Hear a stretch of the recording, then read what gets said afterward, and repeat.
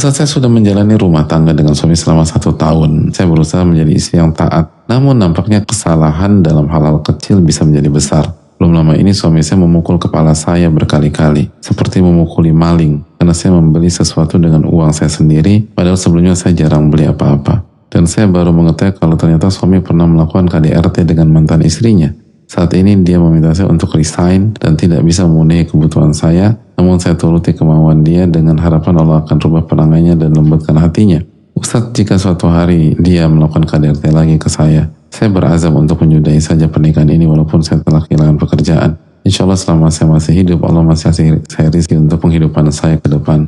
Verbal abuse dan physical abuse yang dilakukan suami saya mengikis rasa kepercayaan diri saya, membuat saya tertekan, bahkan saya menjadi membenci diri saya sendiri karena gagal dalam memilih suami, karena keterbatasan saya tidak ada wali. Mungkin maksudnya tidak ada wali yang berperan sebelum pernikahan ya, bukan tidak ada wali dalam akad. Kalau akad insya Allah ada wali. Mohon nasihatnya untuk saya Ustadz agar hati saya kuat. Apakah saya kurang berzikir ya Ustadz? Semoga Allah menjaga beliau dan meninggikan derajat beliau. Dan semoga Allah menjaga para istri dan para wanita dari kekerasan dan kezaliman. Amin ya rabbal alamin. Dan bagi ibu-ibu yang lain yang tidak mengalami hal yang beliau alami, bersyukurlah kepada Allah. Ucapkan alhamdulilladzi afani mimma ibtalaha bihi wa faddalani ala katsirin mimman khala tafdila. Segala puji bagi Allah ya menjaga saya dari ujian yang dialami dan melebihkan saya dari banyak hamba Allah yang lain. Dan semoga yang bertanya dijaga oleh Allah, dijaga imannya, diberikan kesabaran, dan diberikan taufik untuk memberikan keputusan di hari esok. Adapun pertanyaan, apakah saya kurang berzikir ya Ustadz? Hadirin, siapa di antara kita yang gak kurang berzikir? Kita semua ini banyak kekurangan, banyak lalai. Siapa di antara kita yang zikirnya seperti Nabi SAW, Abu Bakar As-Siddiq, Umar bin Khattab, radhiyallahu dan lain-lain? Artinya semua kita banyak kurang. Namun dari pertanyaan yang disampaikan oleh penanya, insya Allah penanya adalah seorang pejuang. Penanya berusaha menjaga imannya, ketakwaannya. Dan dari cara bertanya, ini bukan pola orang-orang gagal, bukan pola orang yang jauh dari Allah, bukan pola orang yang lalai dengan lalai yang serius dari Allah Subhanahu Wa Taala.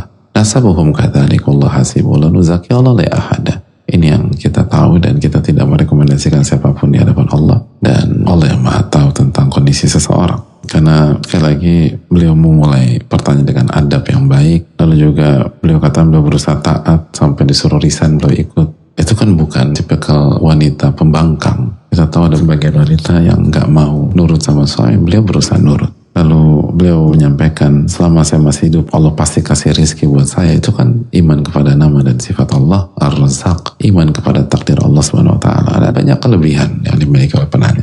Jadi terus evaluasi diri, tapi jangan berkecil hati. Hadirin, ketika Asia disiksa oleh Firaun, disiksa bukan hanya dipukul, apakah itu berarti Asia gagal jadi istri? Apakah artinya Asia tidak soleha? Apakah artinya Asia pecundang? Tidak. Asia, kata Nabi SAW, adalah wanita yang sempurna. Maka jangan putus asa dari rahmat Allah. Dan jangan sampai husnudzon kita kepada Allah, baik sangka kita kepada Allah, optimisme kita dalam hidup, itu dirusak oleh pihak lain. Kata Nabi SAW apa? وَلِجْتَمَعُوا عَلَىٰ أَنْ يَضُرُّكَ بِشَيْءٍ لَنْ يَضُرُّكَ إِلَّا بِشَيْءٍ قَدْ كَتَبَ اللَّهُ عَلَيْكَ. Apabila seluruh manusia ingin menjegalmu, ingin menghancurkanmu, gak akan bisa kecuali apa yang Allah takdirkan atas dirimu. Jangan biarkan ucapan orang lain, sikap orang lain siapapun itu membuat kita terpuruk, membuat kita benci terhadap diri kita sendiri. Allah berfirman, "Laqad khalaqnal insana fi ahsani taqwim." Allah telah menciptakan manusia dengan sebaik-baik penciptaan. Jangan benci dengan diri kita sendiri. Jangan biarkan syaitan membuat fata morgana dan ilusi dalam diri kita. Ketika seseorang zolimi kita, itu artinya dia melakukan ketaatan atau kemaksiatan kepada Allah Subhanahu Wa Taala. Kemaksiatan. Maka jangan sampai kemaksiatan yang dilakukan seseorang kepada Allah membuat kita hancur. Apa hubungannya kita dengan maksiat dia? Yang bermaksiat dia, bukan kita yang bermaksiat. Jadi jangan kita yang hancur. Kaidah mengatakan yang hancur adalah yang bermaksiat. Makanya kan kata Allah Subhanahu Wa Taala, "Wala tahinu, wala tahzanu, wa antumul a'launa in kuntum mu'minin." Jangan down, jangan terpuruk, jangan sedih. Kalian tuh mulia jika kalian beriman kepada Allah Subhanahu Wa Taala. Sebuah ayat yang begitu indah, yang seharusnya kalau kita tadabburi masuk ke dalam sanubari orang-orang beriman, khususnya ketika ia melakukan kesalahan, ia sedang terjatuh, ia sedang terpuruk, atau ia sedang dizolimi. Kalian mulia selama kalian beriman.